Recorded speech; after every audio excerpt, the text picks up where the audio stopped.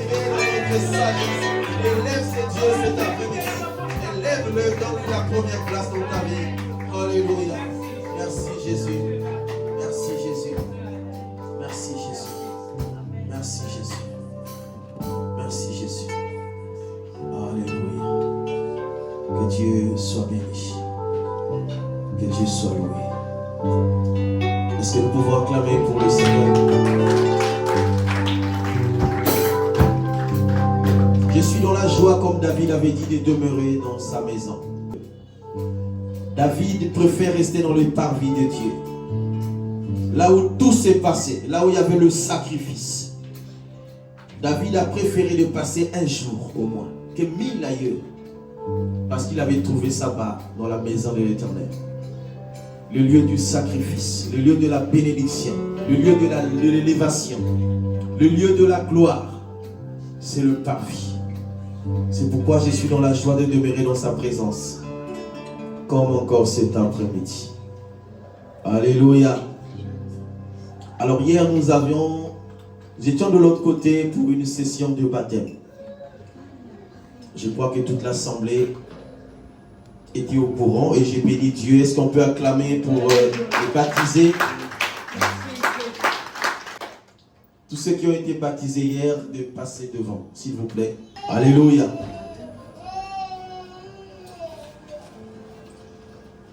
Voilà, nous avons nos sœurs et frères qui ont pris la décision d'être au complet pour faire partie de la famille chrétienne. Parce que, n'oubliez pas, il y a une condition pour entrer dans le ciel.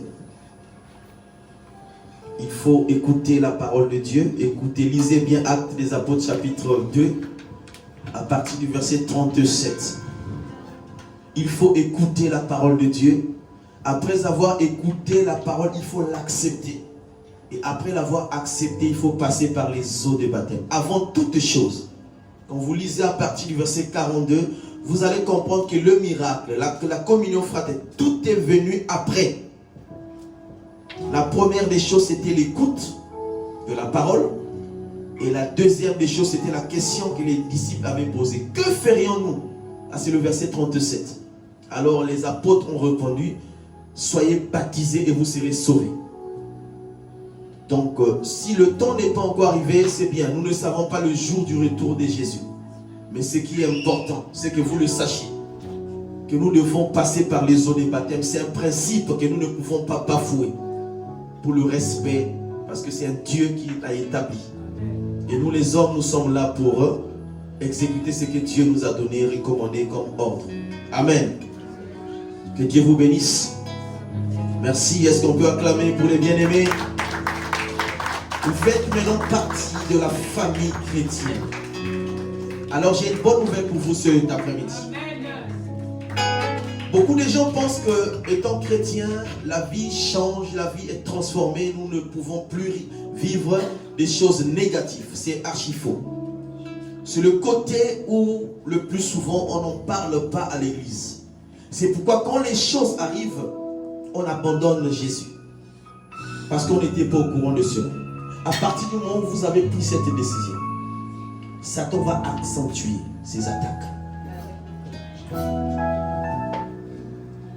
Une nouvelle dimension va commencer dans votre vie. Parce que Satan ne veut jamais perdre. Il veut toujours gagner.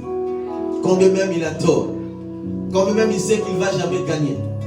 Mais il a toujours la pensée de dominer, de gagner. Et donc, il ne va jamais vous laisser en paix. C'est pourquoi la Bible dit qu'il rôde tout autour.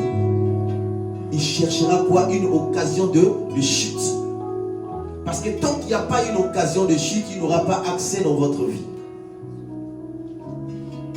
Philippiens chapitre 2, à partir du verset 1 jusqu'au verset 11. Quand vous lisez ce texte, dans ce texte, la Bible dit, ayez les mêmes sentiments qui étaient en Christ. Ça veut en d'autres termes dire, soyez armés de la pensée de Christ. Et quand vous lisez bien ce passage, vous allez comprendre que, t'as entendu? C'est dans votre désir. T'as bien? T'as pas ça? Ok. Donc, quand vous lisez bien ce passage, vous allez comprendre que Christ est en train de vouloir nous expliquer quelque chose. Qu'il n'y a pas de marche dans le Seigneur sans sacrifice. C'est pourquoi il a dit, si vous voulez me suivre, il a dit aux disciples, que chacun prenne sa croix. Le monde ne va jamais vous aimer tant que vous êtes en Jésus-Christ. Vous serez haïs. Vous allez avoir une pensée, pourtant une bonne pensée, au milieu des hommes. Mais des pensées qui ne seront jamais acceptées. Du fait que tu es sur le droit chemin. Du fait que tu as choisi la bonne direction. Il va s'élever, il va accentuer ses attaques. Vous allez vous poser des questions, mais qu'est-ce qui se passe? Pourtant ça, ce que je propose, c'est bon. Les gens ne vont pas vous écouter. C'est pourquoi le serment que vous avez prêté hier, restez sévère avec, restez fidèle avec.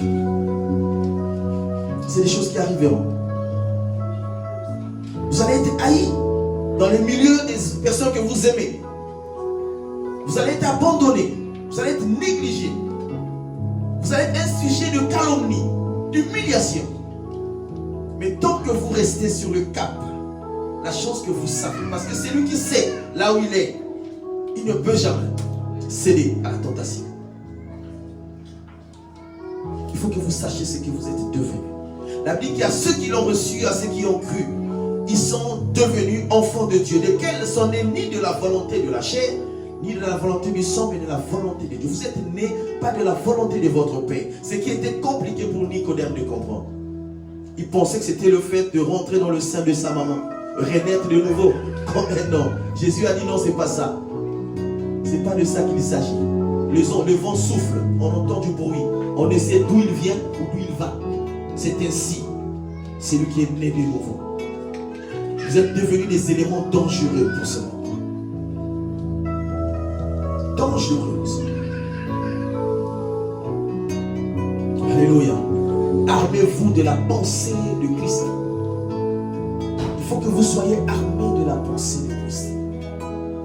Or, être armé, c'est être rempli de la connaissance de la parole de Dieu. Ah oui.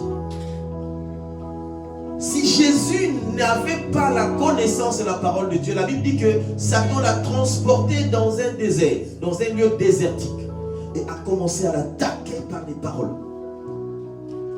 Il dit, ma soeur, mais quand même, aller dans une boîte de nuit, ce n'est pas un problème. Vous êtes devant une boîte de nuit, vous voyez les gens danser là dans leur transe. Et aussi ils ont leur esprit qui leur anime. C'est pas un problème, c'est juste pour un jour, c'est pas grave. Mais celui qui est armé de la pensée du Christ dira non, ce milieu-là ne m'appartient plus. Vous avez été séduit, tenté, même par des hommes. Non, voilà, ceci dit, non, je suis le temple du Saint-Esprit. Mon corps est précieux pour Jésus. Armez votre pensée. Vous allez être courtoyé par des sujets banals. Des sujets qui éloignent des gens de la vraie direction. Dites non. Et que votre non soit non pour la gloire de Jésus. J'aime bien ceux-là qui disent non jusqu'à la fin. Pourvu que ce non-là donne du fruit par rapport à la parole de Dieu. On ne dit pas oui parce qu'il y a 10 personnes qui sont contre toi.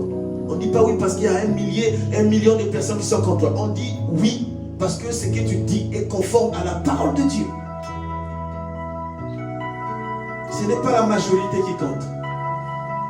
Jésus a été exécuté par rapport à la majorité. Mais la majorité n'avait pas raison. Jésus n'avait rien fait. Mais il était accusé. Il y avait une petite voix qui criait, Marie, non, relâchez ce fils.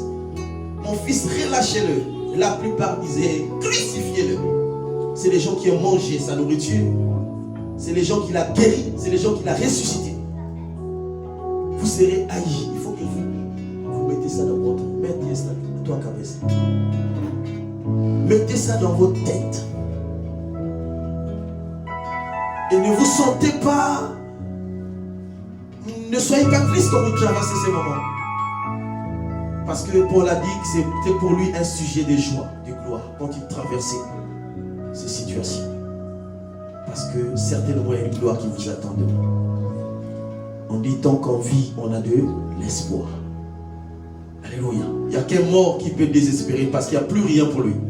C'est lui qui est vivant. Alléluia. Moi, c'est mes principes. Depuis que je suis comme ça, j'ai béni Dieu de ce que Dieu a fait de ma vie. Je ne suis jamais complexé de quelqu'un. Jamais, mais jamais. Tu peux avoir une maison, je ne sais pas comment, une voiture, je ne sais pas comment. Jamais complexé. Parce que c'est que si tu l'as acheté, je peux l'acheter si je veux. Si tu as construit, je peux construire.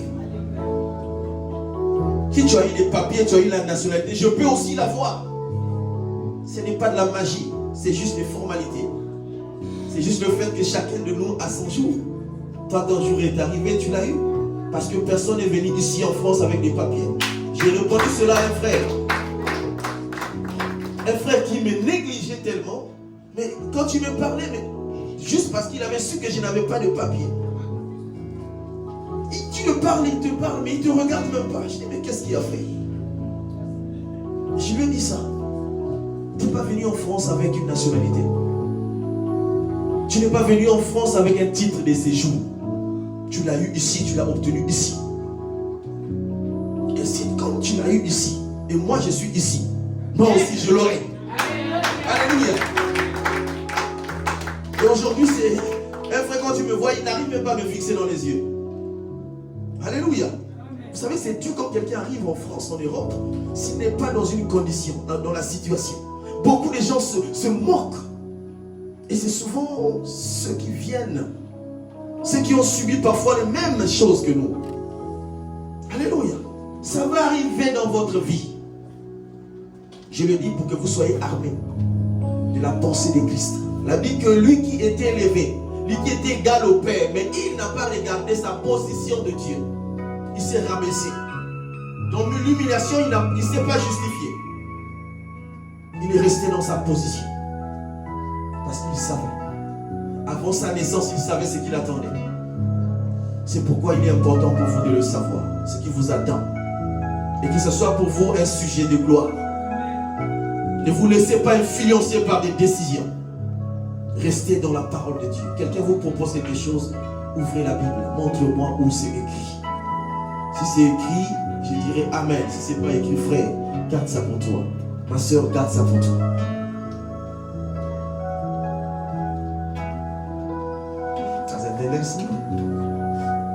Et c'est un chemin de non-retour. Ce qui est bien sur ce chemin, c'est que le dimanche passé, nous avons lu, je crois, Exode 25-23. Vous servirez l'Éternel et il éloignera la maladie de votre maison. Il bénira votre pain. Ici, c'est pas mal. Donc, dans cette marche, il y a des devoirs. Il y a quoi encore? Ou bien quoi? On peut dire quoi?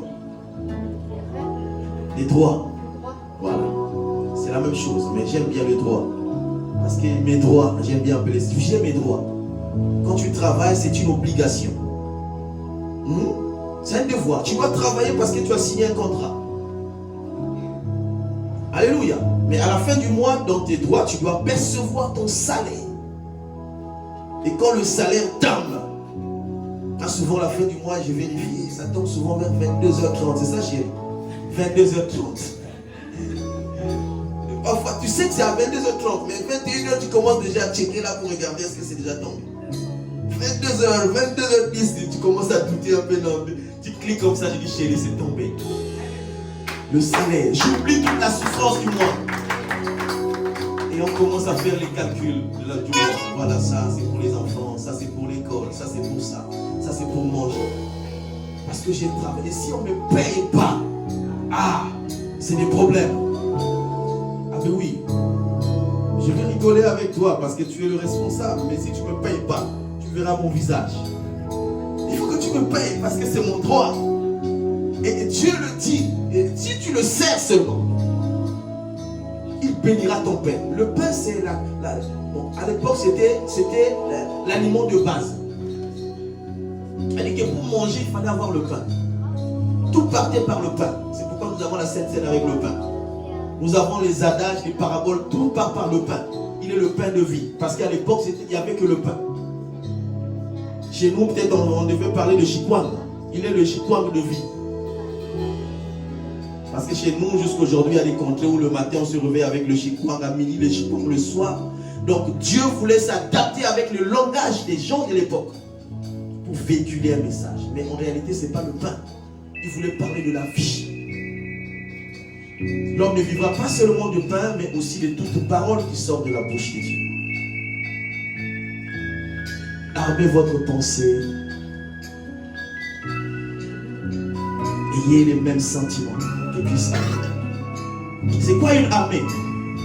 Une armée, c'est l'ensemble des éléments, l'ensemble de l'outillage, l'ensemble des armes, l'ensemble de l'effectif qu'il faut pour défendre une nation, un État, une armée. Et la pensée, c'est quoi? Qui peut me définir la pensée? Hein? Un langage non exprimé. Mais la pensée, on peut l'exprimer aussi. Hein?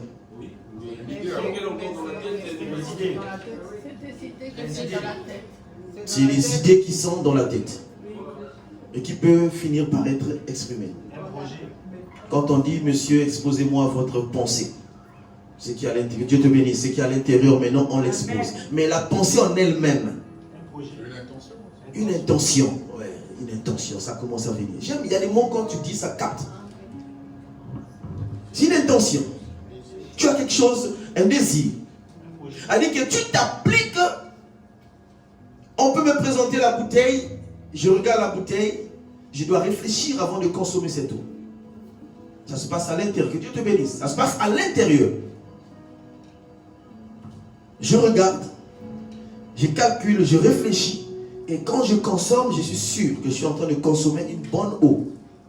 Tu m'exposes à une situation, je dois réfléchir. La pensée de Christ, c'est qu'avant qu'il soit né, il savait déjà tout ce qu'il devait vivre sur la terre. Or, nous ne savons pas. Tu ne sais pas ce qui va t'arriver en sortant de cette salle.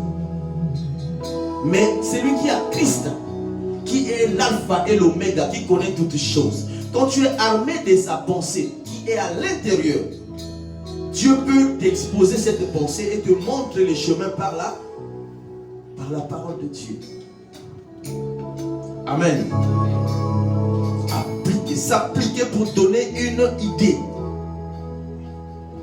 Réunir toutes ses forces, toute son intelligence, sa sagesse, et pour sortir quelque chose. Alléluia. À partir de maintenant, avant même de parler, il faut d'abord penser. Ce qui va sortir de ma bouche, est-ce que ça vient de Dieu ou ça vient de Satan? Parce que celui qui est affranchi connaît le langage de Satan, connaît le langage de Dieu. Vouloir ou non. Alléluia. C'est-à-dire que la personne, avant de sortir une parole, déjà il a eu à penser. Et avec la faculté que Dieu a donnée à l'homme, l'homme a la capacité de freiner cette pensée, tout comme de sortir cette pensée. C'est pourquoi il y a beaucoup de gens qui regrettent. Mais pourquoi je l'ai fait? Mais tu avais tout le temps. Souvent les gens qui sont colériques, ils agissent, après ils regrettent.